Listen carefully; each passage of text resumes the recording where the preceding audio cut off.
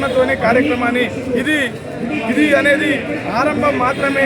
30 నెలల తర్వాత ఆరంభం మాత్రమే. ముందు ఇంకా పోరాటాలు ఇంకా గట్టిగా ఉంటుందని తెలియజేస్తూ, ఇప్పటికైనా కాంగ్రెస్ ప్రభుత్వము మీరిచ్చిన మాటను అమలు చేయకపోతే మిమ్మల్ని ఏ విధంగా గద్దెనెక్కించినామో అదే విధంగా గద్దె దించడానికి కూడా మేము మిమ్మల్ని హెచ్చరిస్తా ఉన్నామంటూ. కార్పొరేషన్లకు ₹1 నిధి లేదా, బ్యాక్లాగ్ ఉద్యోగాలు ఇవ్వకపోతే అంతా మోసం చేసిండు. ఆడపిల్లలకు స్కూటీలు బంద్ అయిపోయినాయి. మరి అందుకే 2.5 ఏళ్ళు చూసినాక ఇప్పుడు ఇక ఉద్యమానికి బయలుదేరింది మా లంబాడి హక్కుల పోరాట సమితి.